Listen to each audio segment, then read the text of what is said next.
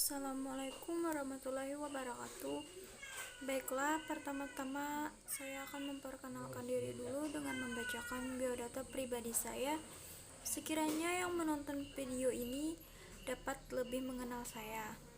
Baiklah, nama saya Supina, tempat tanggal lahir Hulu Sungai Tengah 9 Juni 2002, NPM saya 2022074888. Agama saya Islam, semester atau lokal 3B reguler, alamat Banua Kepayang, Kecamatan Labuhan Amas Selatan, Kabupaten Hulu Sungai Tengah.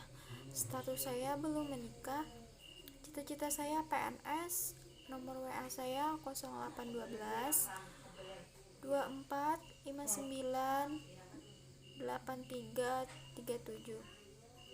Instagram saya @pndbh_. Email saya supina p712@gmail.com. Sekian perkenalan saya melalui biodata yang saya bacakan tadi.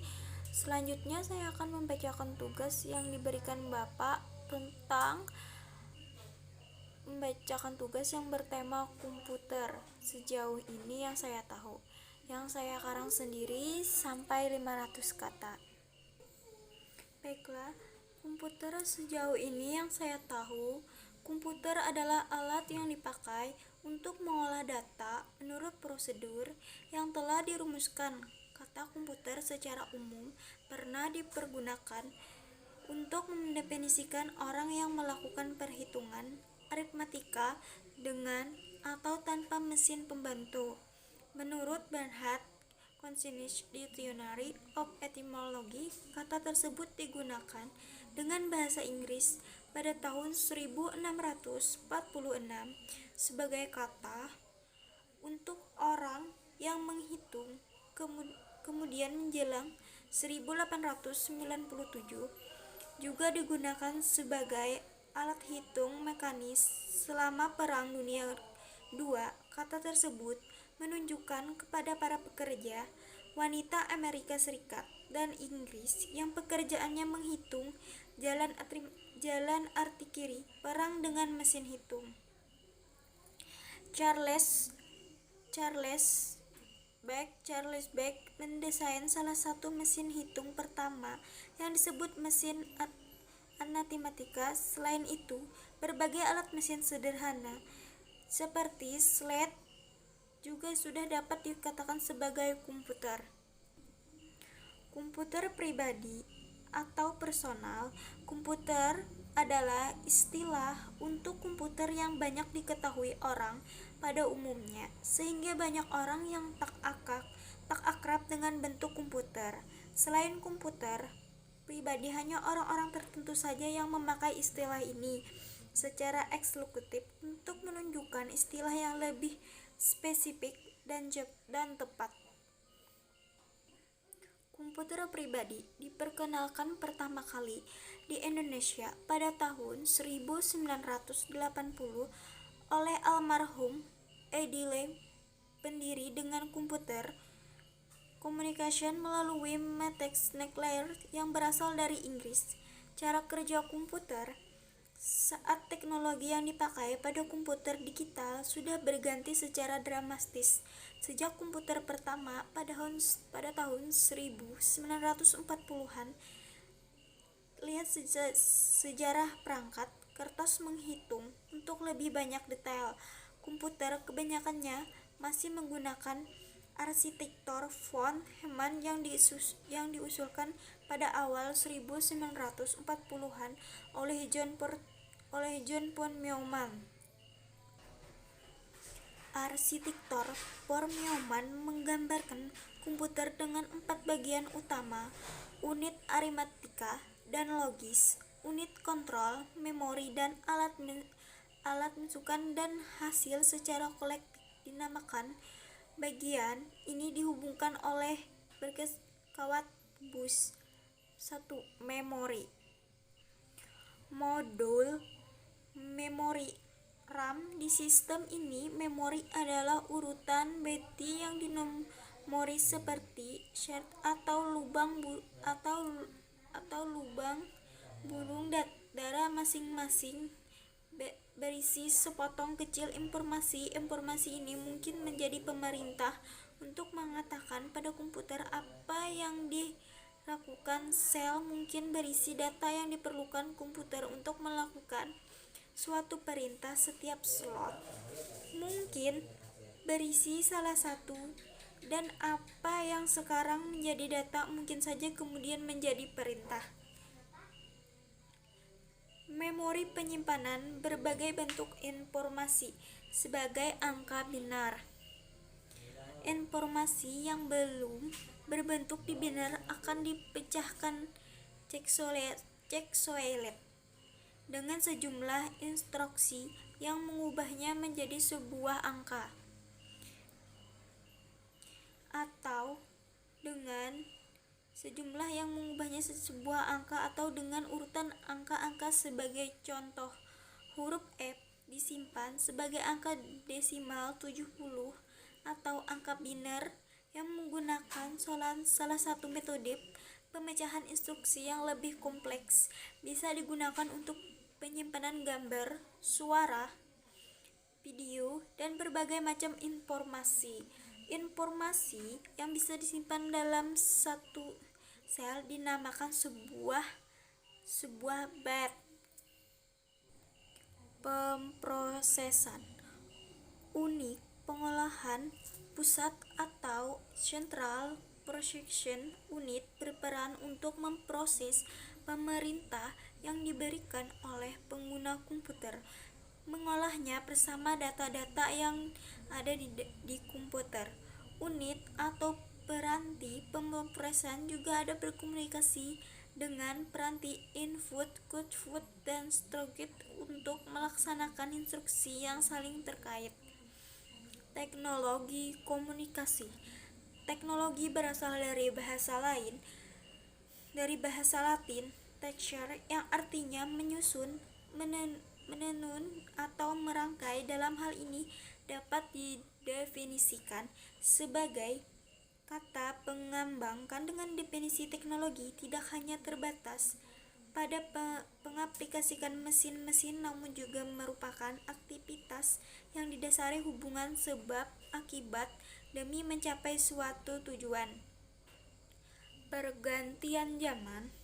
Untuk mengambil andil dalam berkembangnya teknologi komunikasi, karena kemajuan suatu komunikasi merupakan pola pengeracakan dari masyarakat, mulai dari teknologi yang bersifat analog hadir dalam berbentuk tatap muka, modul, kertas, pulpen. Teknologi analog diubah dengan menggunakan sebuah alat transducer. Alat transducer bekerja dengan cara mengubah sinyal-sinyal. Misalnya, gelombang suara memiliki dua karakteristik, yaitu frekuensi dan amplitude.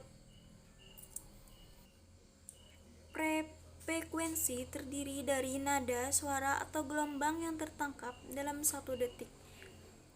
Satuan frekuensi ditemukan oleh Heinrich Hertz, sehingga satuan yang digunakan frekuensi dinamakan hertz. Amplitude adalah ukuran tinggi rendahnya suatu gelombang. Contohnya adalah ukuran tinggi rendahnya suatu gelombang, contohnya adalah sinyal atau volume suara. Selain itu, muncullah istilah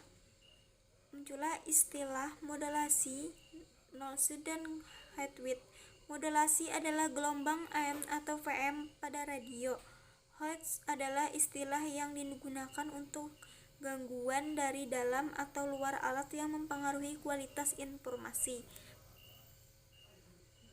Bandwidth adalah medium yang digunakan untuk mengalirkan informasi dengan tepat dan cepat. Teknologi digital diantaranya semua yang menggunakan dengan elektronik seperti komputer, handphone, laptop, internet. Saat ini kita hidup di dalam dunia revolusi komunikasi, mulai dari film 3D, jaringan hingga 4G. Revolusi teknologi komunikasi. Ada banyak revolusi yang terjadi dalam bidang komunikasi, dimulai dari bentuk analog hingga digital. Ilmu pengetahuan yang dipelajari juga semakin mengarah ke perubahan-perubahan tersebut dapat terjadi secara perlahan maupun drastis. Revolusi munculnya akibat dorongan yang kemajuan teknologi yang menjadikan berbagai sumber revolusi yang kejadian bukan hanya dalam aspek komunikasi melainkan juga teknologi komunikasi. Revolusi teknologi komunikasi.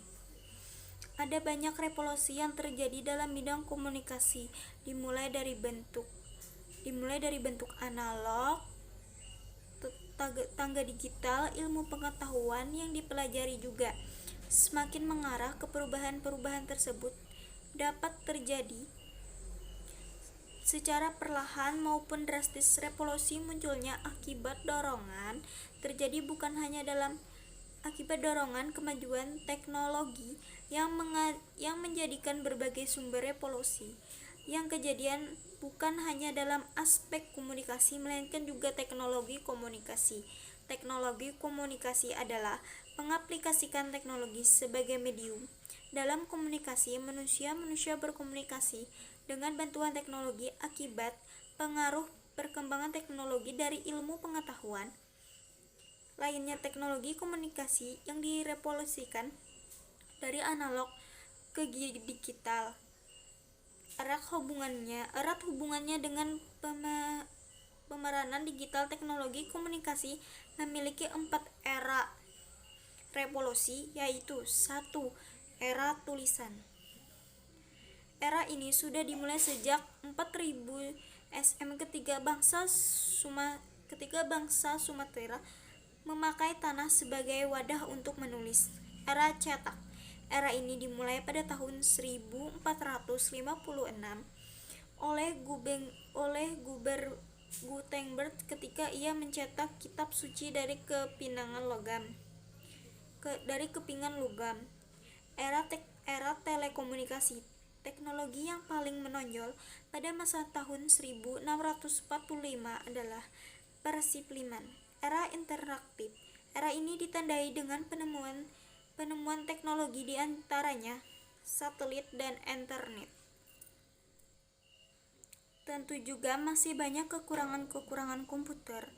Komputer masih memiliki keterbatasan yang sudah ditentukan. Dengan sayangnya, komputer juga masih belum dikatakan terjangkau karena masih banyak orang-orang, bahkan pelajar sekalipun, yang tidak bisa untuk membeli komputer tadi dikarenakan komponen yang di dalamnya masih banyak relatif mahal dan tidak mudah. Sekian penjelasan saya tentang pemahaman saya tentang komputer ini. Saya ucapkan terima kasih. Wassalamualaikum warahmatullahi wabarakatuh.